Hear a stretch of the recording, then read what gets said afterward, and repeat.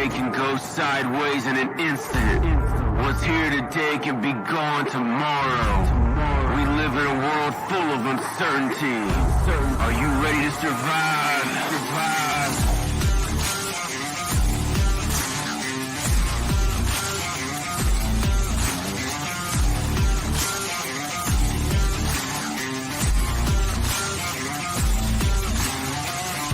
This is the Weathered Soul.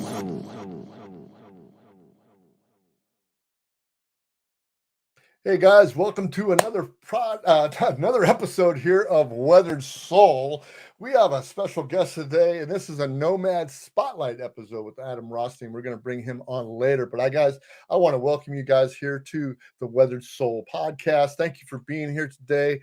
I am Bruce, aka the Weathered Soul, and this is episode 14, Nomad Spotlight. Adam Rothstein. It is February 26th. 2023. I want to welcome you guys here again to the Weathered Soul. You guys that are sitting here live and listening to us right now, we just love it that you're here. If you're sitting on the YouTube, you're sitting on Facebook, you're sitting on Twitters, we're here ready for you every week. I have a different episode for you. As you can see, I've changed my whole backgrounds and stuff like that, so you can see that I do news commentary, homesteading, personal finance, prepping, how-tos, and permaculture. But today we have a special edition because I'm a part of the Nomad Network. And the Nomad Network I've talked about before. If you guys want to join the Nomad Network, it's a fantastic network of people that I'm involved with. And you can go there to mynomadnetwork.app. You can sign up with my special code that you see there. Just write it all down and you can see that. I'll be popping that on a couple of times during the podcast today. And I would just appreciate it if you guys have any idea of wanting to be a part of a network of people, entrepreneurs, people that want to start businesses, people that are thinking about starting businesses, people that are well established in businesses and are making either hundreds of thousands or even millions of dollars in a business are there, and they're all networking and helping each other. And I am just really honored to have Adam Rothstein on with us. But I want to go and just do little shameless plugs for me because I did all this work on my backgrounds this week, and I wanted just to let you know that you can watch me. Basically, if you're watching me right now, you're either watching me on YouTube or you're watching me on Facebook. But I also post my stuff to Rumble at Bruce, aka the Weathered Soul.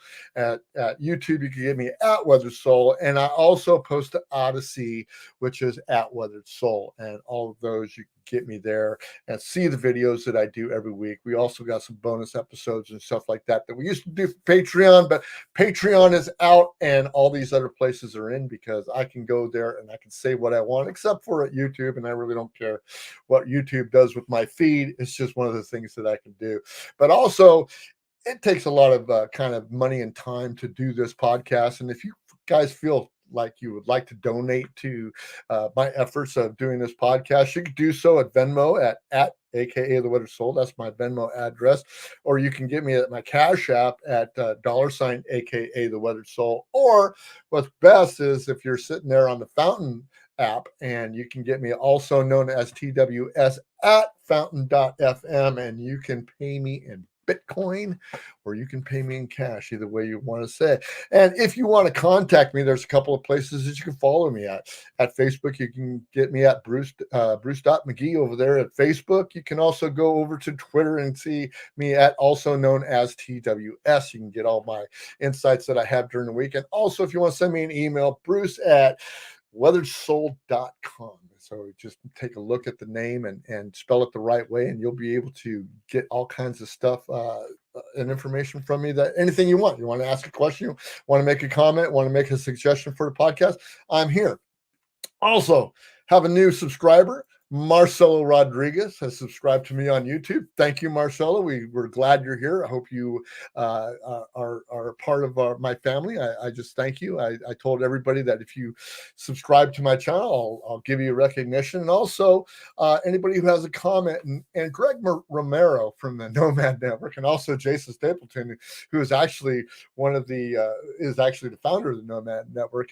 both commented on me and Ken Madden's podcast on the State of the Union, and he says, "Now we're talking. I felt like I was talking shop and downing some beers with you fellows. Good stuff. I'd love to have a conversation, given my perspective on things. Ha! Cheers, brothers." And then Jason Stapleton, who is our mentor at the Nomad Network, "I'm a little offended that I've never been invited on your podcast, and I feel my soul is quite weathered." So, Jason, one of these days when I get the stones enough to ask you to be on my podcast, I will ask you to be on my podcast. But it's basically one of those things that I have a great time doing.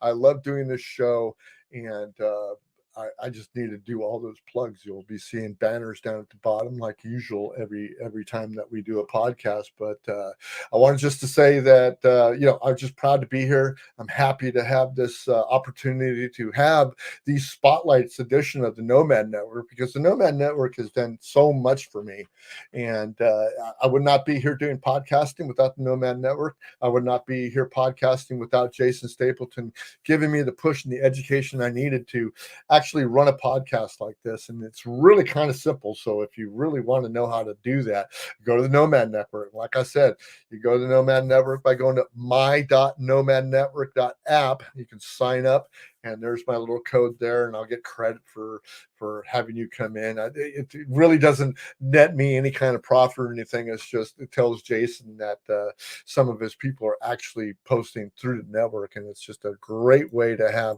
things going for you as far as networking with people who are like-minded and want to see you succeed in business.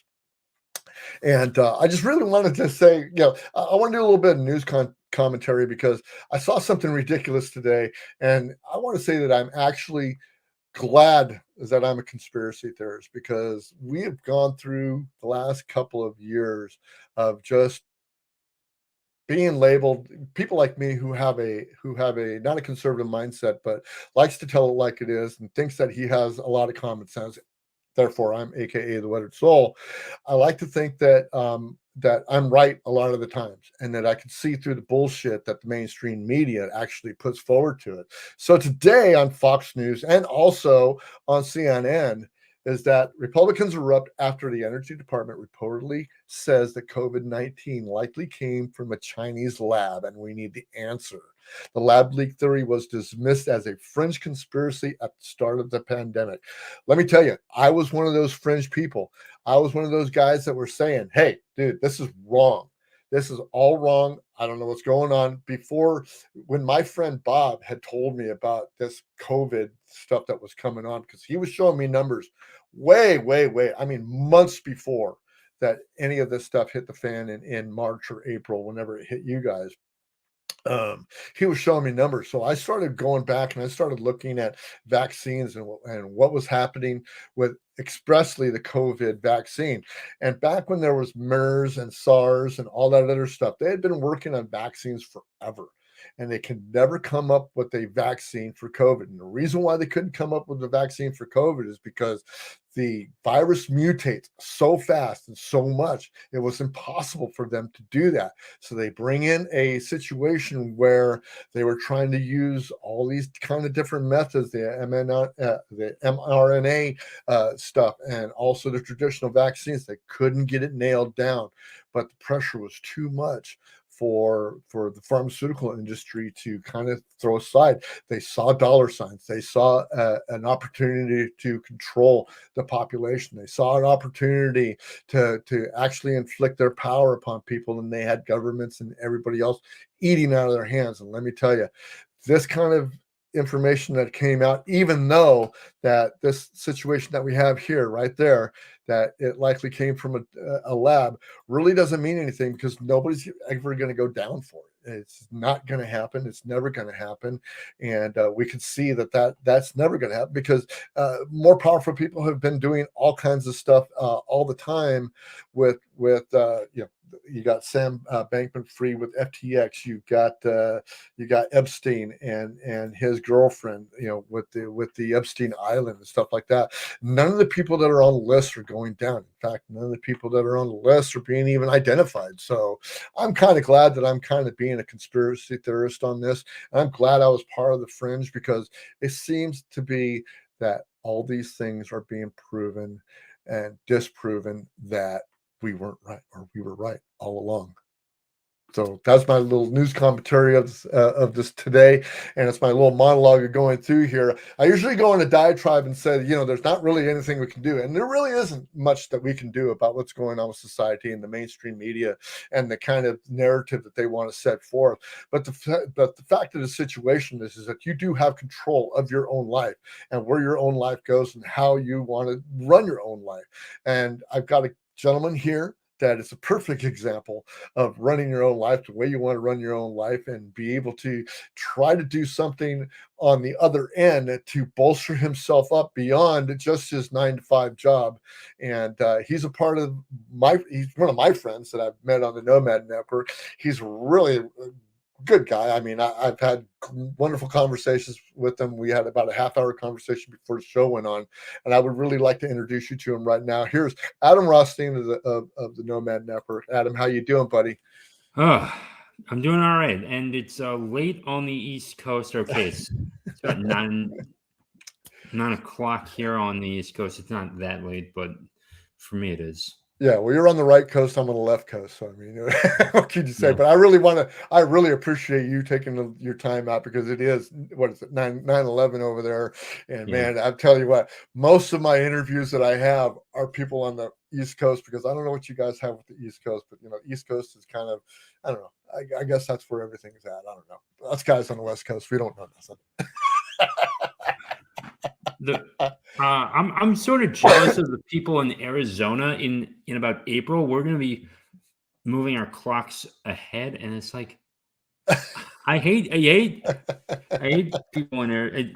No disrespect to Jason, but it's like they pulled an Obi-Wan Kenobi. Like, we don't need to change our clocks. Yes. Like, we don't need that. You're not looking for that droid. Yeah. We don't need to change our clocks or whatever they. Yeah, he has. I mean, but he used to be a West Coaster just like me. So I mean, he used to live in LA and stuff. Like, he used to have to change his clock back and forth. But hey, show him the shirt that you're wearing there, dude. Because it's season, all the Giants fans man, let me tell you, football season's over, and my 49ers didn't make it, but spring training's here. My favorite season's upon us, man.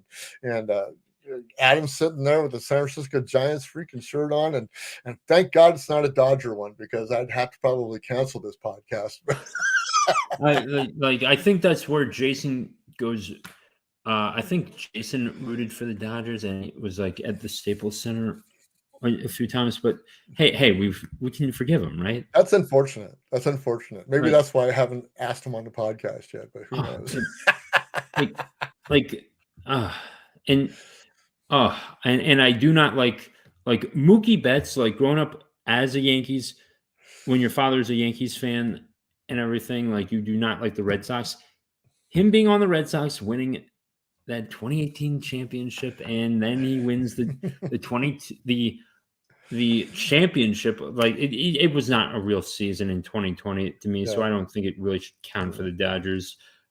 But whatever. And he wins his second. He's got 2 rings now, and he's like, and it's like, I do not like.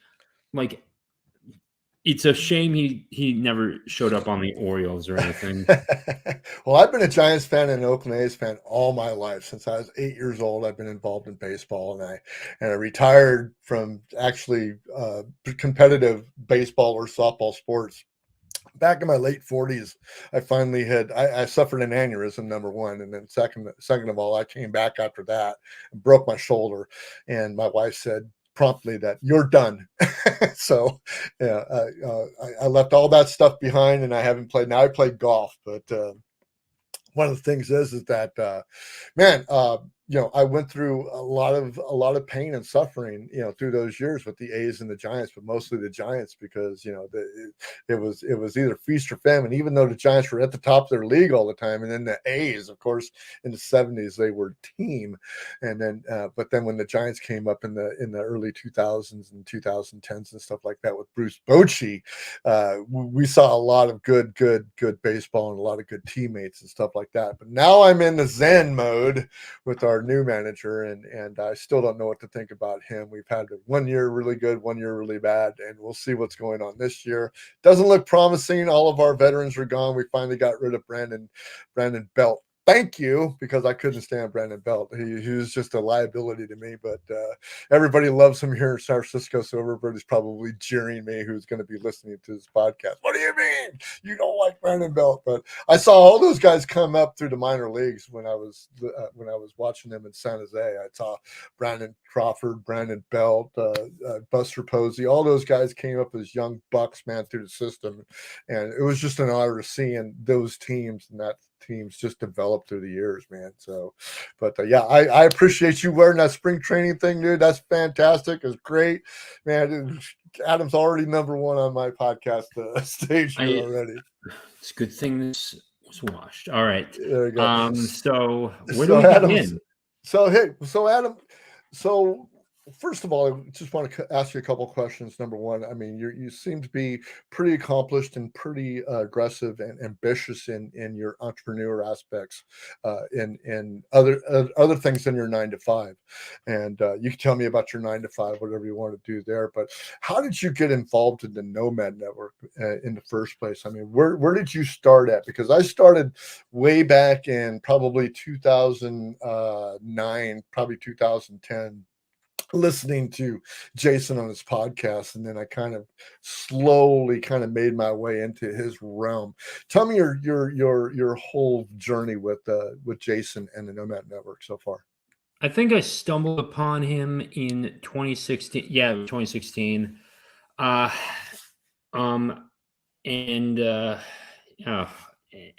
just wanted, and I was just like looking for something to listen to politically. I stuck with him through those 2 years, from 2016 then to 2018. Then he transitioned, and it's like, okay, start doing something else, and start getting into this entrepreneurship.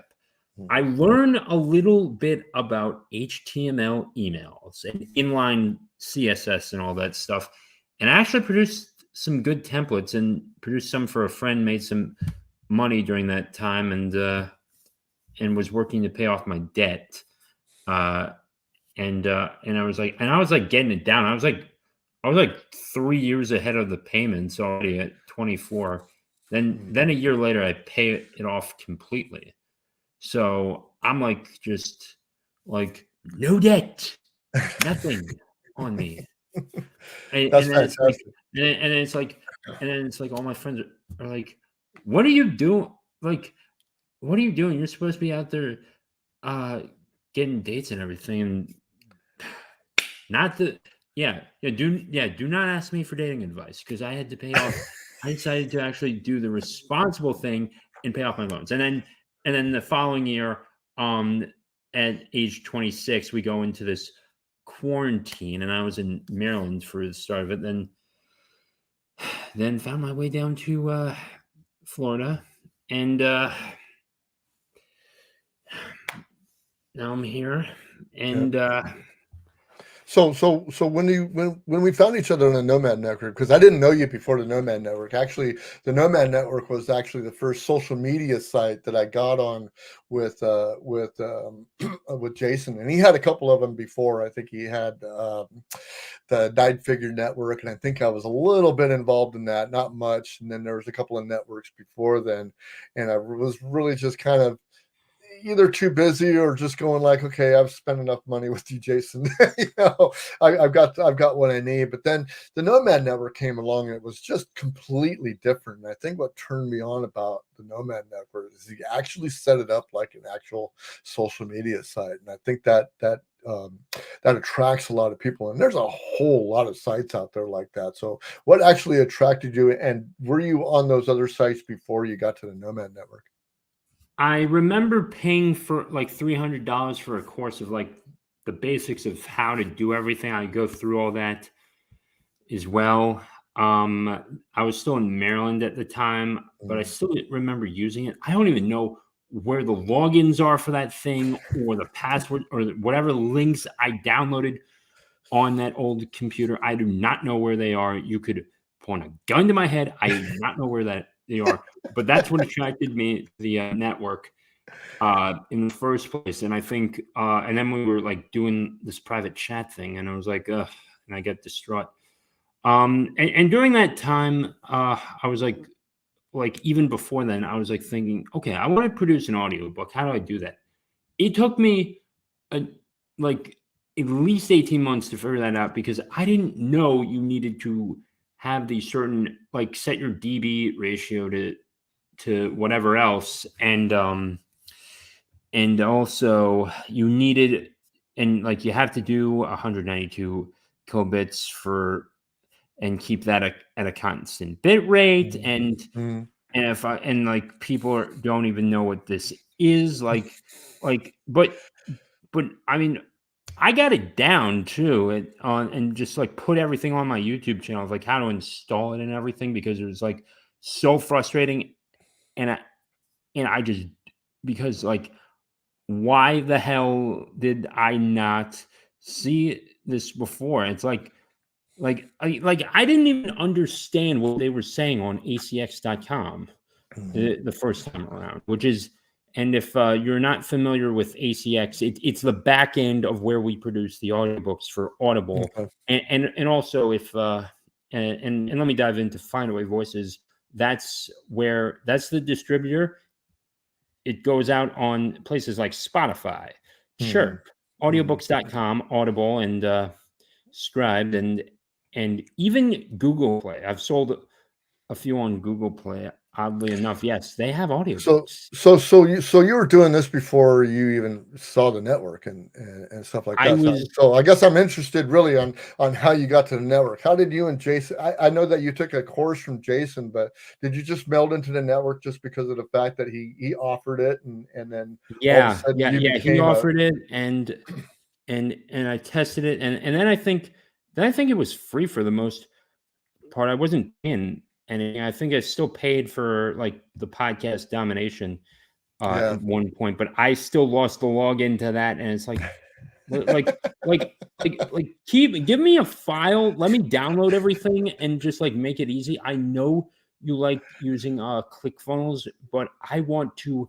like keep it all in like one folder and Yes. just refer back to it whenever I please. Yeah. uh but there's Yeah. that.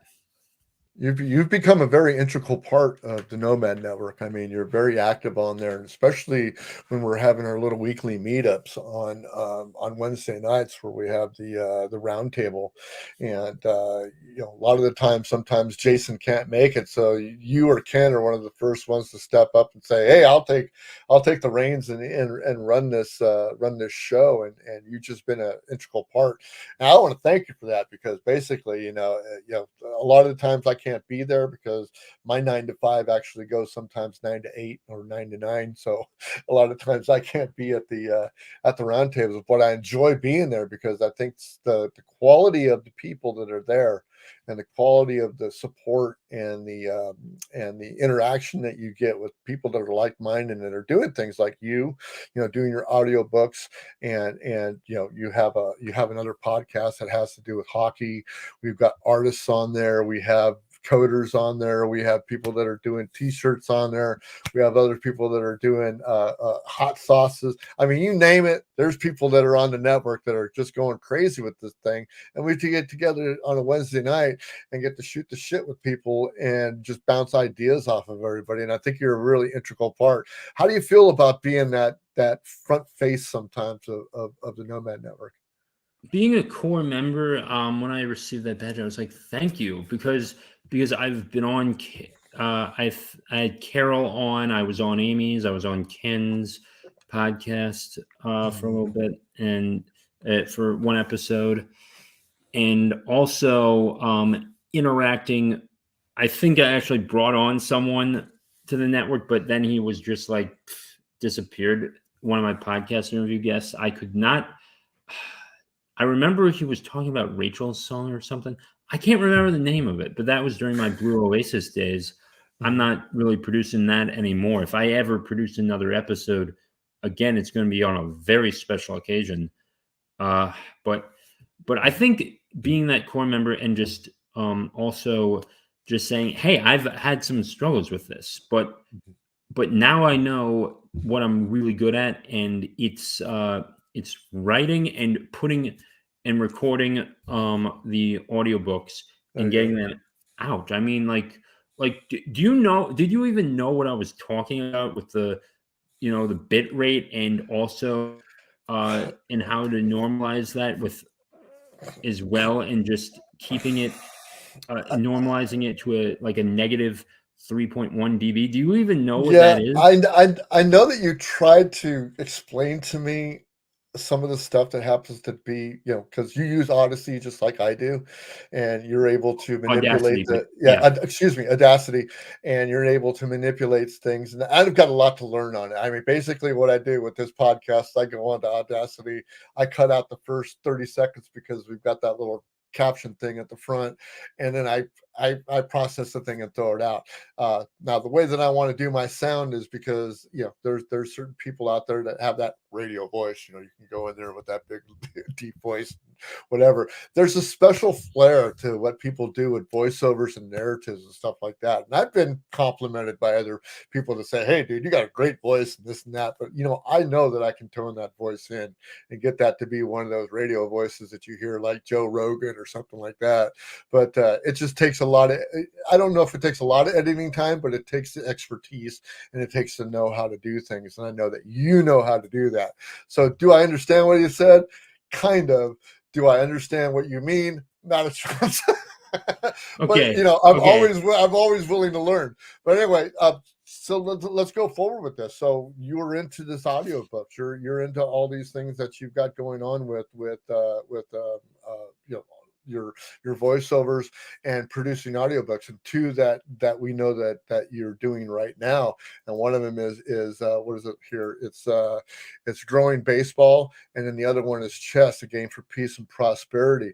Why don't we talk a little bit now about what you've got going on with those, and how those interact? Those are the first two pieces that I've actually seen from you.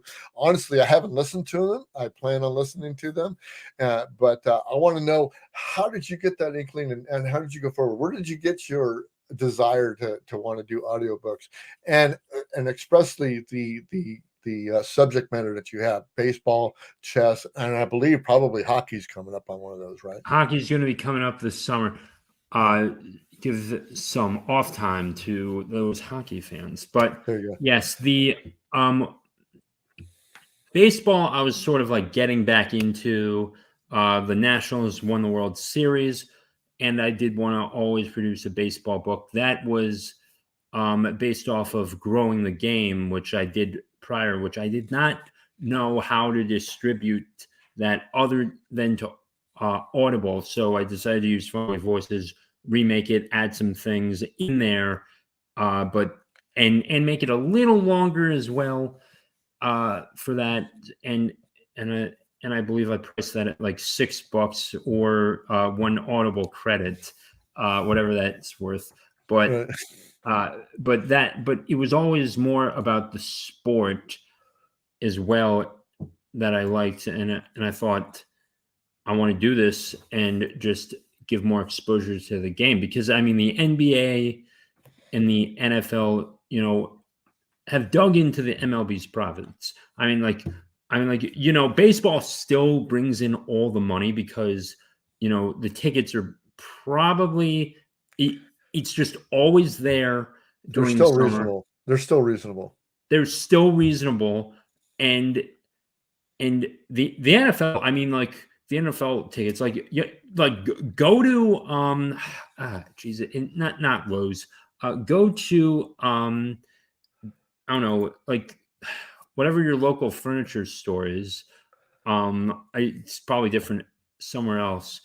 But go there and just use that money and just go buy a couch with like a massage thing, and like heated seats and like weather and all that stuff, and like built-in remote, and the panel to control the stereo. That, like, you might as well pay for that and put it in your man cave or something. You got the best seat in the house if you do that. Yeah. But yeah, so getting back to what we were talking about the audiobooks is that it's very interesting. I've got my first ever episode that I did of the Weather Soul podcast with a friend of mine that was in Texas. He was an author of children's books, and it was very and what he's done is he's actually doing publishing on Amazon. So, but I think audiobooks, he hasn't done an audiobook on any of his stuff. So were you writing before you did this, or did you just actually jump right into audiobooks? Oh, I was muted. All right. Okay. So my bad. Okay. So yeah, I was doing a little writing at before I had written. I wrote a book called Dribbling Freedom, which was based off of the Connecticut. Oh my God, I forgot. It's like you know this. The Connecticut thing. It was that lady was had her property like smash, like eminent domain case in Connecticut, and I cannot remember the name of the name of the case. Or it was like Pfizer versus that character that Catherine Keener played in the film. And it's like, Gotcha. Aaron Brockovich. Was it Aaron what? Brockovich? It wasn't Aaron Brockovich, was it? It was the Connecticut Supreme Yeah. Court case, and Okay. Boehner Maybe. Okay. and she just and it was decided against whoever Catherine Keener's character was playing Okay. in that film, and it's like what it's like. But It's like I wrote a whole book on this. Yeah, but you had wrote a whole I book. novelized it and combined it with like NCAA basketball from the University of Pittsburgh, and it made more sense to do it there because steel industry. So I guess it was easier for me to pick that place. Okay. But I guess it was okay. I mean, my mother liked that story, and I think with all of that, I think you wanted to do something as well, and then it's like, oh yeah, here's another piece that you can do, and you can actually read it and transfer it, and you're more engaged with listening to it because you don't always have time to pick up a book. You're on the metro, you're in your car driving, and you're making breakfast and everything, but just having it on your phone as well is still valuable, whether you're using the app or you've downloaded an MP3 file onto your phone. It's always valuable. Yeah. There's so much information out there. I find myself at the same time, like I listen to podcasts. I mean, that's basically what I do. As far as audiobooks and stuff like that, really not. I was never a voracious reader, so I mean, audiobooks are probably take a second seat to podcast. However, what I do find myself doing in this immense amount of information that we have at our fingertips now is that I can be listening to a podcast but reading something else at the same time, where I'm not even processing either one of them. It's kind of, this is interesting to me, up in front of my face right now. Oh, something's happening on the podcast, I want to listen to that, and then I lose interest in that, or I'm out in my garden or doing something else, and it's just a constant barrage of information. But I can see where the aspect of having audiobooks and those things at your disposal to be really beneficial, because I've got friends of mine who don't do anything but listen to audiobooks, and they always ask me, hey, have you listened to this audiobook? I'm halfway through this, well, when do you listen to this? Because, oh, on my way to work, I got an hour to work, so he's got an hour into an audiobook every day. So it's crazy. And like I said, I admire people that can do that, and I especially admire people that can voice over and do narratives, because I'm not a narrative. I'm a guy that goes, right off the cuff, dude. I'm thinking all the time. I'm trying to get through this interview by asking you the pertinent questions that I need to answer you. But like I said, as far as audiobooks are concerned, of course you have to be in kind of the writing mode to be able to do an audio, because you have to have some kind of narrative to go by, or you don't have no transcript. Is that correct? Or do you just actually do this off the hook, or do you do it off the cuff? It is not off the cuff. I have the script Now, I actually did a little bit of a mini series called The Goalie Kid, so I actually had to write it. But then, sort of sometimes you actually are able to add in like a few extra words to a sentence, and then it's like, oh no, this came out better. I'm going to keep this. So sometimes it's there, but I stay true to what I've written, and also I don't. And when I do nonfiction, it's just my voice. It's not like I don't need to go into a squeaker voice or like a teenage voice or anything, or Okay. like just like really talk it up and everything and Right. like that. Or just go down there and sound like a little girl or something like that. Like You don't have to do the Kevin Costner. like who like I was doing the Kevin Costner. I wasn't No, trying I to said be you don't have to do the Kevin Costner or the any of the other famous what do you call it, narrators out there, like yeah. yeah. James Earl Jones is one. He was doing he was in the Sandlot and everything, and Yeah. Darth Vader, and he did Mufasa and the Lion King and everything. Yeah. Do you like And to do you like to style yourself after anybody out there when you're doing your audio?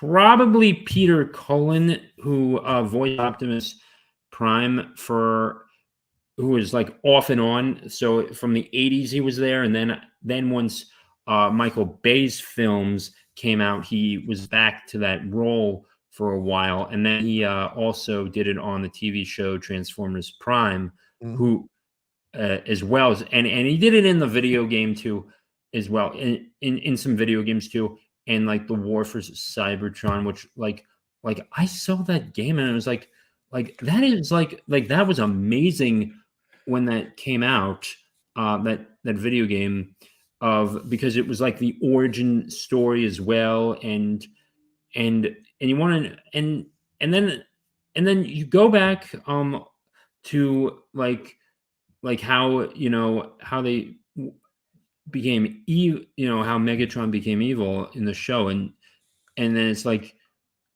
yeah, he actually just wanted to get rid of the corruption. And if you've seen Tales of the Jedi in Star Wars, that thing, Count Dooku was not always evil, and spoiler alert, he just wanted to get rid of the corruption, and he was even willing to join the Sith to do it. Right. But Dooku kills his best friend, and Sifo Dyas, and then he kills the one person who cared about him, or like one of the few people that cared about him more than maybe Qui-Gon, and which was Yaddle. So he kills Yaddle and joins Darth Sidious, which is Palpatine, and then at the end of the Phantom, at the time of the end of the Phantom Menace, because Qui-Gon's gone, he's not like that was like just solidified his position, because the Jedi didn't believe him and Qui-Gon and Obi-Wan to send like a council member to Naboo, and had they just sent one council member, Qui-Gon would have clearly lived too. Good. And Qui-Gon just got Maul got lucky in killing him, and Obi-Wan got lucky in killing Maul, so it was pure luck in that instance. Cool. Well, let's change gears real quick and get back into kind of where we're going to in your expertise here. And you're just a big hockey enthusiast. In fact, in the last couple of months, I've heard more about hockey from you than I've heard a lot of the times. And you're big into hockey. You've got a podcast going. You've got a Substack going. Tell me a little about what's going on with you in hockey and what's going on with that whole thing, because I know that you're playing or coaching now. Is that correct? No, I was coaching back. Okay. Wow, it's been years. It's been over. Okay. I know that you've just been big time into hockey lately. So I've been playing. I tried reffing once, but I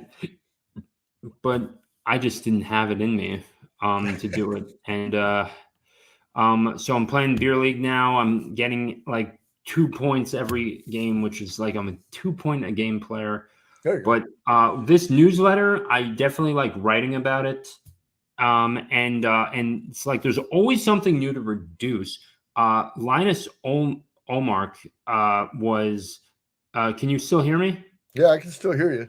Okay, Oh yeah, yeah, you you're just there. I changed was just showing them the little plate there that had your podcast on it. Yeah, Good. and and you search it out on Spotify. It actually has a little fire under it with two hockey sticks going Okay. together.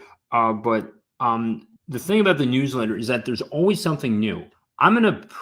I'm probably gonna have something out. I'll try to get that out on Monday night, Mm-hmm. which is tomorrow. Which is Linus all right. Olmark, he made history and became one of only a handful of goalies to score a goalie goal, which was like good work.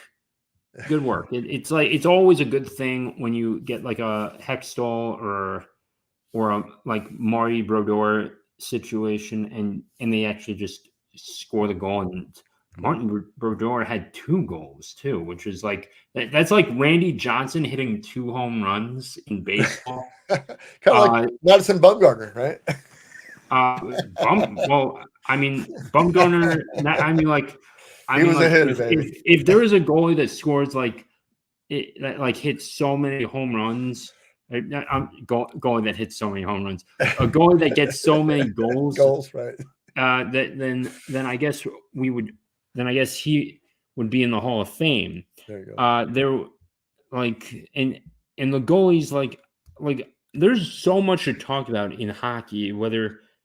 And like even whether it's like I can talk about roller, I can talk about I don't even know. Let's dive into that. You told me before the show started that you were the ripe old age of 29. So you're much you're I'm 63, so you're 29, right? So you're half my age.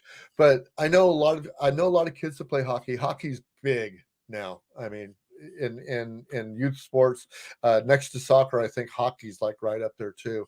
So I've got a lot of my associates that I work with that their kids are in hockey. How long have you actually been in hockey, and has it been a part of your life the whole time? It's not been a part of my life the entire time. I think I stuck with baseball until I was 12. Then at 12, I go to play hockey. I don't know if you know this, but I'm on the spectrum, Mm-hmm. Mm-hmm. and I played special hockey with the Montgomery Cheetahs, and the coach was a teammate of Don Lucia, and Don Lucia is one of the best college coaches of all time, coaching those Minnesota Golden Gophers to, I don't know, dozens of championships or over a dozen championships.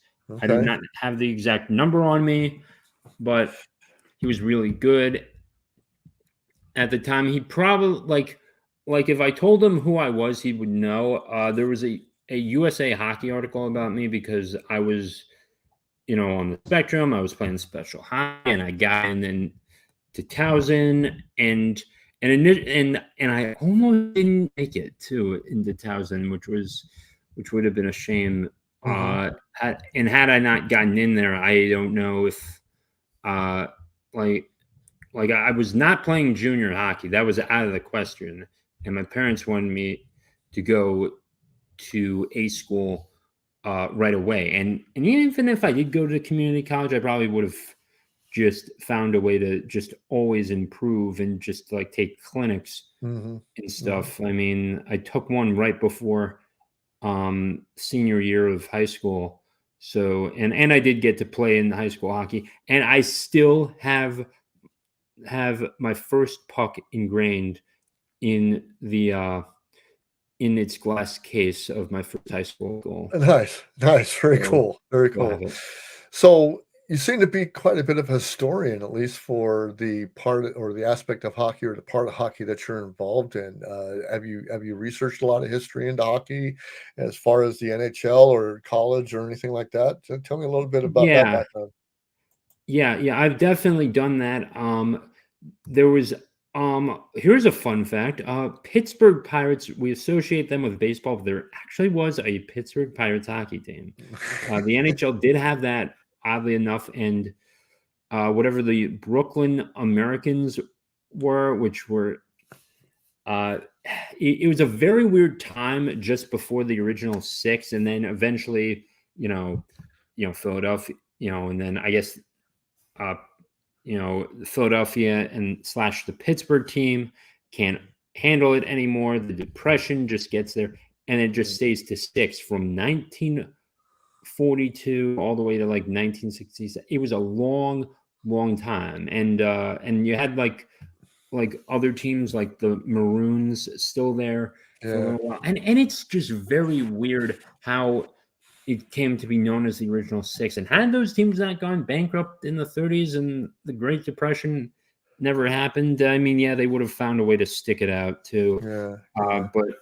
But six teams in the NHL, and you had like more teams in baseball, basketball, and football. Football wasn't even that. Yeah, I mean, like it's insane to think about. And there were other professional leagues. The National Hockey Association, not the National Hockey League, but the association. There was a team in Seattle. Yeah, well, I remember when I was growing up, back when I was around 8 years old, or even probably before that, they had a hockey team here called the California Golden Seals, and I'm not sure if they were NHL or maybe the American Hockey League or something like that. But anyway, they were in the NHL. They were the expansion.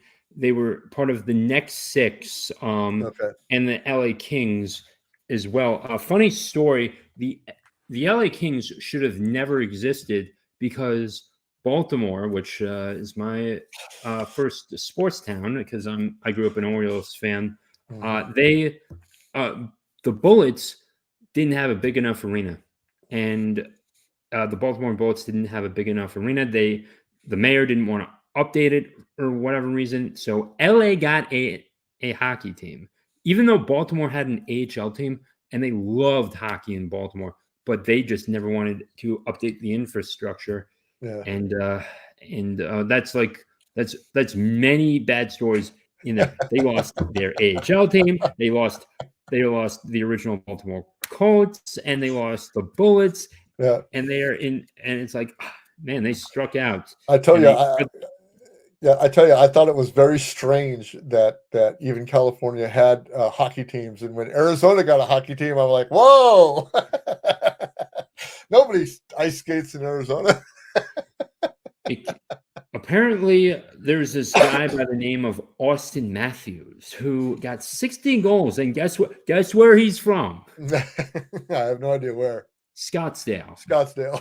He's from Scott. It's like we didn't grow up in the ponds with Maryland, and I think when I had the best player from the Maryland system in perhaps maybe even the state when I was playing, and he checked me into the board. So I was like being a reserve player. It's like, oh, what an honor it is to be checked by the greatest player in the history of Maryland high school hockey, at least for the public schools, because I didn't get to play at I never played against any private schools. That's cool.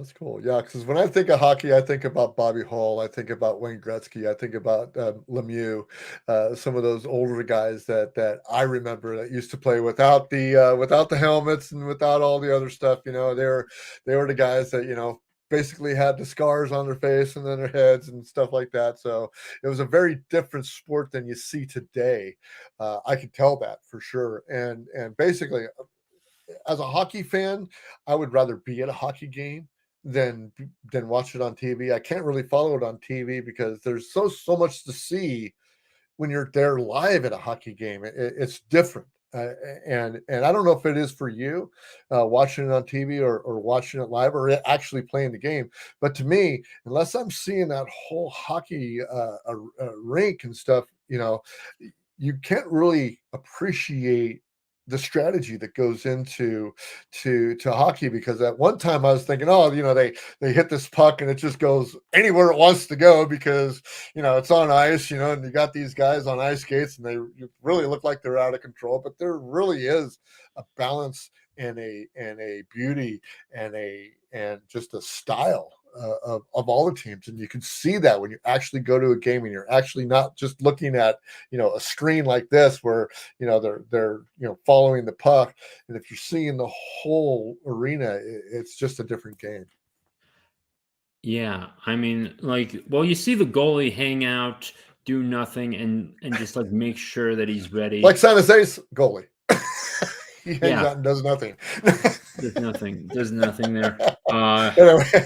But you look at the Islanders, you look at Sorokin, you look at Varlamov, who I got to know a little bit because he was down in DC before he came up to the Islanders.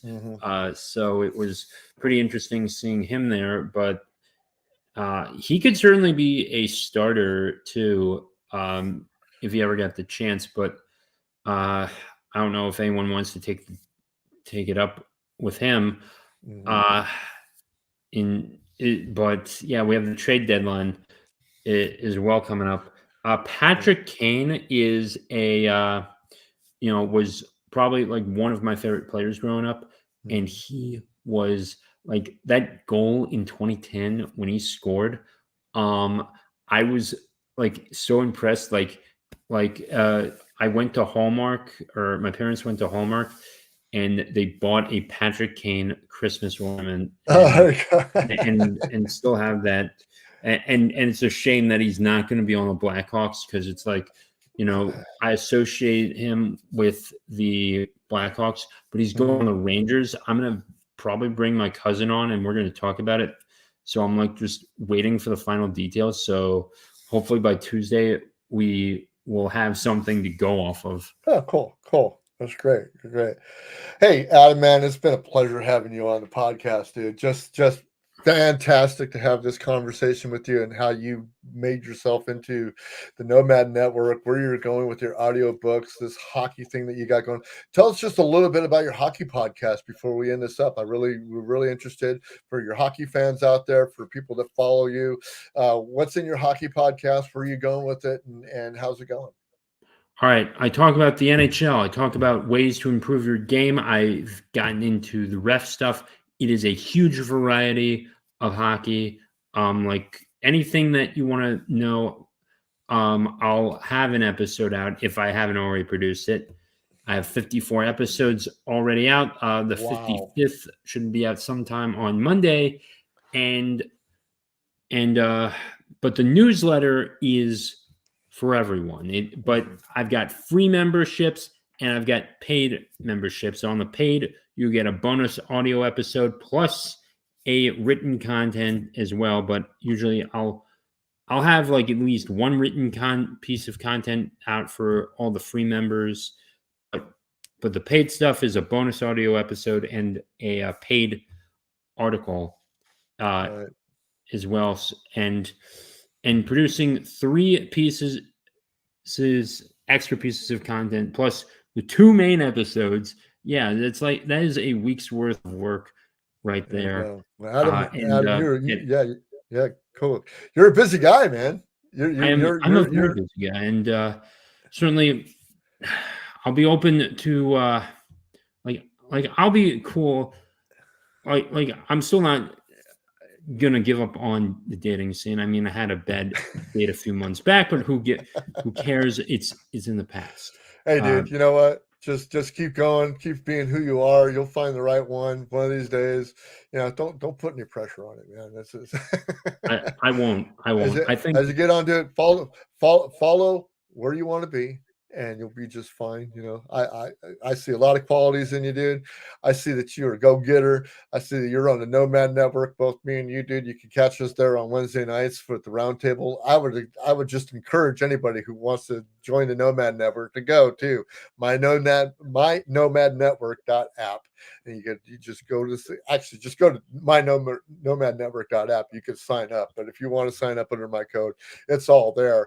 But all these show notes that we've been talking about, all of Adam's audiobooks, his Substack, the link to his podcast and stuff, they're all down in the show notes today. If you want to go out there and check it out, I encourage you to check it out, because man, Adam's got a lot of he's got a lot of spunk, man. He's got a lot of ambition, and he's very aggressive at what he's doing, man. And I want to really thank him for being on this show, dude, man. It was an honor having you here, dude, and I can't wait to have you back. We'll talk some more later on as you get farther along down the road. You got more ideas to bounce off of us, so it's really an honor, man. Thank you for being here. Of course. I'll give a shout out to my Substack.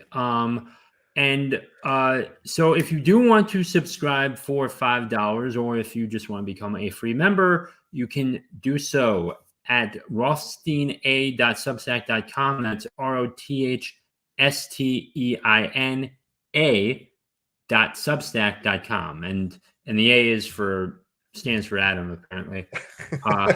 So I mean, is that it for this episode? I mean, that's it for this episode, man. We're gonna cut it off. I'm coming up against time, man, and I just want to thank you for being here, and we're gonna end it right here. So, as I said, you guys, thanks for being here. Adam, I'll be right back, and I want to thank everybody for being here on the Weathered Soul, because that's what we do here every week, is we talk to interesting people, or I come up with some interesting stuff that has to do with news, commentary, homesteading, personal finance, prepping, how to, and permaculture. And every once in a while I'll do what one here we have that at the Nomad Network. But also you can find me at Rumble, you can find me at YouTube, or you can find me at Odyssey. I also take donations. You can donate to Venmo, you can donate to my Cash App, you can donate to my Fountain.fm app right there, and then also you can contact me at Twitter, also known as TWS, Bruce.McGee over at Facebook, or you can email me at bruce@theweatheredsoul.com. And like I said, I just wanted to thank you guys for being here. It's really great having you here. If you like this, share it with somebody. Subscribe to my YouTube channel. Go out and listen to whatever I got out there. I've got hundreds of episodes out there of different genres from here and there. And like I said, I just want to thank you guys all the time to be here, and I will be just listening to anything, all your comments. I will be commenting back to you and showing my appreciation by giving you that content. But I want to thank you guys for being here, and we will see you next week. Love yourself. Why? Because you're worth it, and we'll see you guys next